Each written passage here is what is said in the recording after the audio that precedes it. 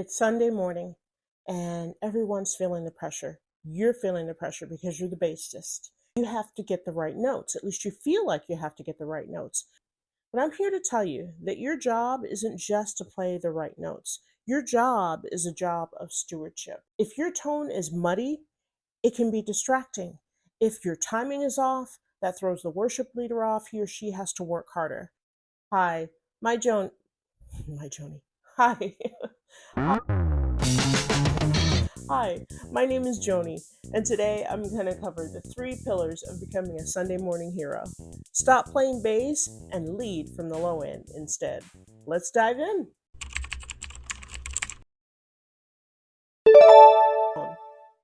In contemporary Christian music, or CCM, the kick drum and the bass are married. They're almost one. They don't always have to match, but they are married. They are one. I'd say that for any band. However, the sub-frequencies, if they're too high, you'll find that you're fighting the drummer. You can hear it sonically. You're fighting the drummer. We don't want that. So I'm going to have you take a look at my HX Stomp, and we're going to look in there and see how we can adjust or tweak this. So I'm using HX Edit, and I've gone to a new preset, and I have a block here that I want to add an EQ to. And I'm going to use the parametric EQ because there's more control if you use that one. It has a lot of different parameters and you can control them a lot better. So to stop fighting the drummer's kick drum, what I want to do is roll off of some of the sub-frequencies that the human ear and even the PA system can't reproduce cleanly. So this low cut parameter right here is actually your high pass filter. So you just want to take the slider and you want to bump it up to about between 30 to 40, maybe 50 hertz. We'll put it at 40. It just depends on the way it sounds. And you would test that out in whatever place that you're playing in. Of course, you would have to do this directly on the stomp, but you could still do it. So by cutting these muddy frequencies, we're actually creating a place for the fundamental thump of the kick drum to sit in without the bass strings vibrating on the top of it. And you would just use the global settings for that. Okay, so for worship bass, you want a warm tone that doesn't interfere with the guitars and the cymbals. So what you want to do is you want to scroll down and go to the high cut. And you're going to set that at 5.0 kilohertz. So all the way down to 5.0.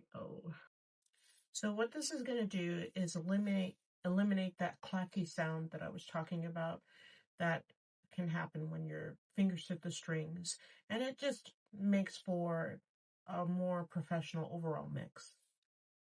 You can adjust all of these in the global settings, but if you do it here, it just gives you, if you add an actual block, an EQ block, you're going to want to do that anyway. But if you do that, it just gives you more per song control overall.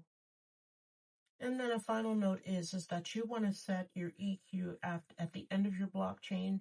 It just kind of cleans up everything before it goes to the board. So you can see here, like in one of my actual presets, after putting in the cab, the last thing to go was the EQ. And I used a different EQ in this one, but you got the point. Preparation also creates a mental hero mindset. I tried to come up with hero, like idioms for all of these, but I don't think I was successful. But anyway, the first one is a mental mindset because it involves memorizing the music. Excuse me. It involves memorizing the music. If you know the roadmap of the song and you memorize it, you don't have to think about it when you're actually up there to play. You can actually just worship. It allows you to engage with the team. It allows you to engage with the audience. And after all, we're all there to minister unto the Lord.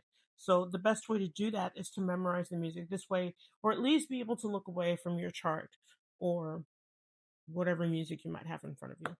Highly recommend that.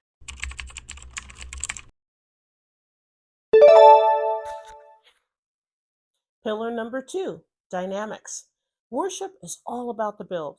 So, for example, in verse 1, you might not play at all, and in the bridge, you're the driver, you're the engine. So the secret there is knowing when to play and when not to play, because excellence is found in the gaps.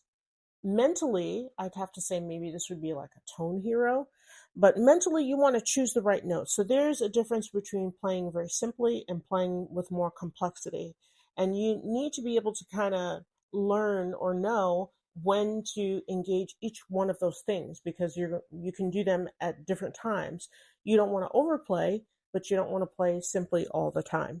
So knowing when to play and when not to play really helps you to support the rest of the band, to support the vocalists as well.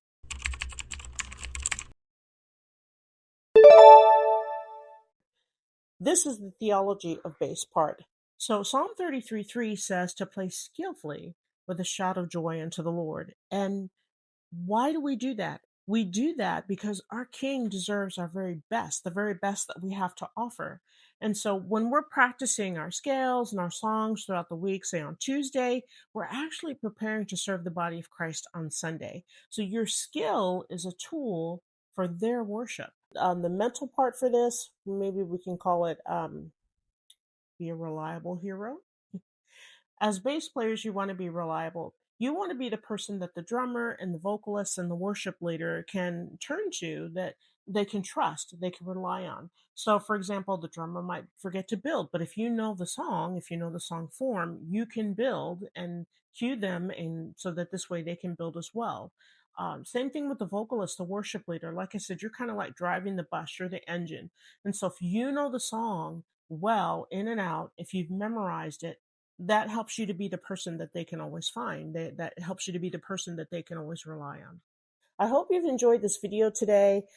I'm here to help you to skip the trial and error. Why try to reinvent the wheel when you don't have to? I didn't invent the wheel, but there's a way to do it that just makes everything easier. To help you do that, I have a Sunday Morning Hero Toolkit, and one of the first tools in this kit is a blog to help you get ready for Sunday. And it'll help you to never get lost in the set again. It's in the link below. Go ahead and grab it, and I'll see you in the next one.